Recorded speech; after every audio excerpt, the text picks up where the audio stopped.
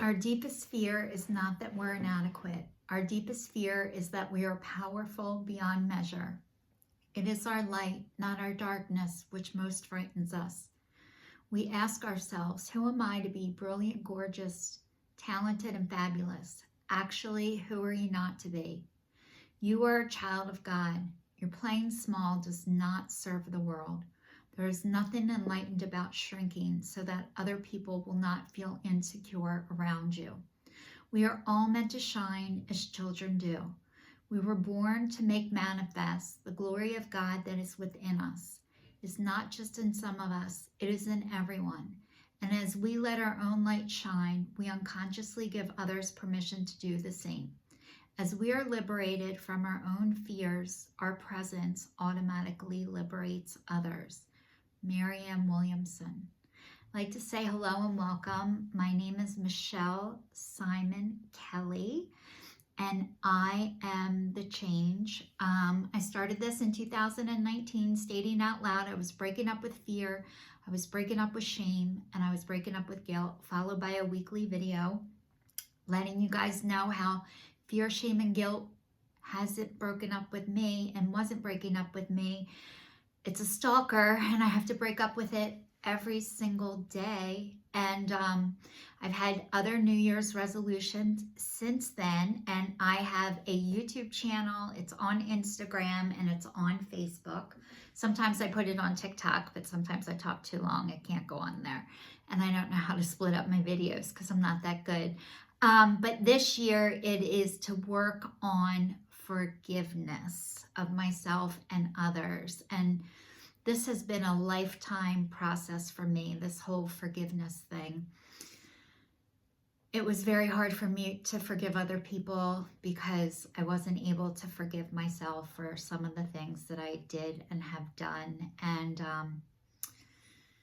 I now know that I am forgiven, and I hold myself to the highest of standards that I wouldn't hold most people up to. And I'm learning to release some of that day by day. And I have to work on this stuff every single day. I was talking to you guys last week that my dad was getting a shot, and this sugar thing into his back, and it was supposed to help, and unfortunately it didn't. So he has to get another shot, I think at the end of the month. So that's that story. And with me, I've been telling you guys about my health history, and part of my health journey, I swear it stored trauma in my body that never was addressed, that I ignored for a really long time until it started to get so loud that I couldn't ignore it anymore. And a lot of times I feel like I'm the only one going through stuff. And a lot of times, a lot of people are going through it. And A, they don't talk about it. Or B, I'm early, which I've been early to a lot of things that I didn't want to be early for. And one of the things is getting sober at 18. A lot of people are like, God, I wish I got here sooner. And I'm like, God, I wish I got here later. I didn't want to be this early. My life didn't even start, and it ended. And I've gotten to live, and am getting to live 2 lifetimes in 1 lifetime.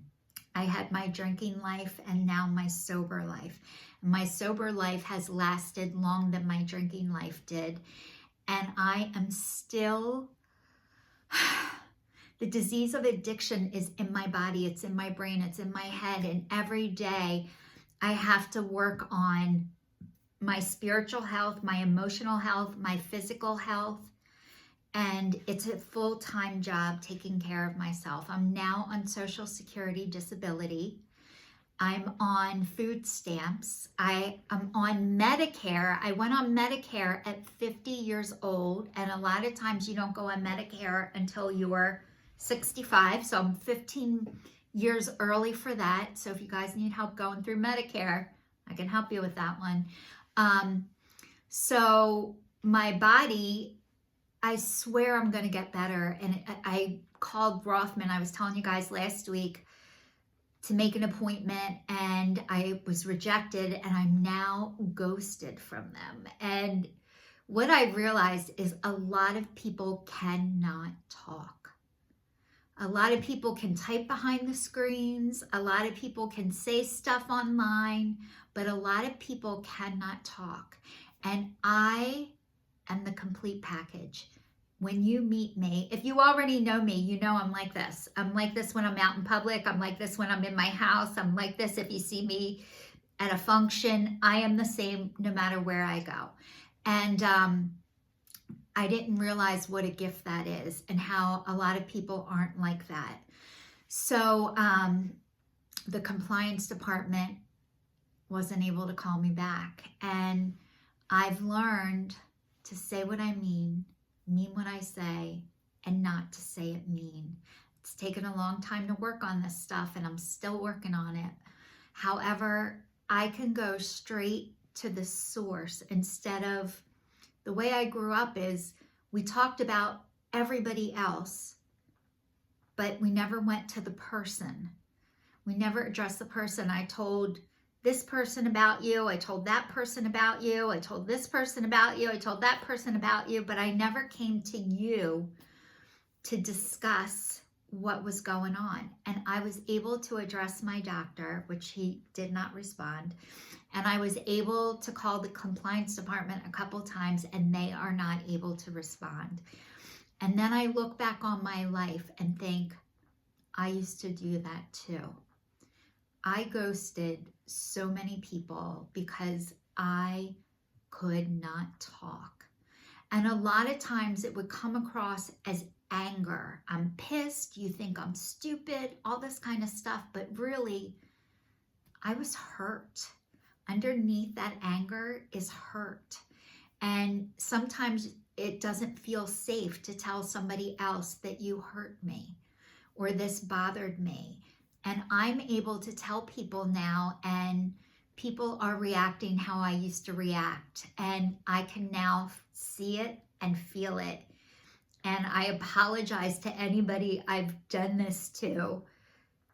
I did the same thing to other people for a really long time because I didn't know how not to. And I now have learned how not to.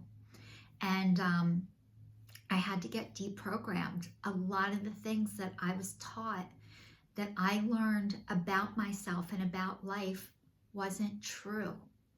And I got a lot of misinformation from people that I looked up to, that I respected, and I thought they knew.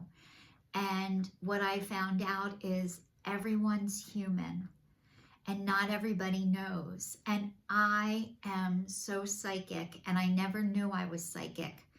I thought everybody could see what I saw, and I thought everybody heard what I was hearing, and they don't, and they can't. So I didn't know that I possessed this power because it was my normal. So I thought that's everybody's normal, and it's not. And being able to speak and talk isn't everybody's normal, but it's my normal.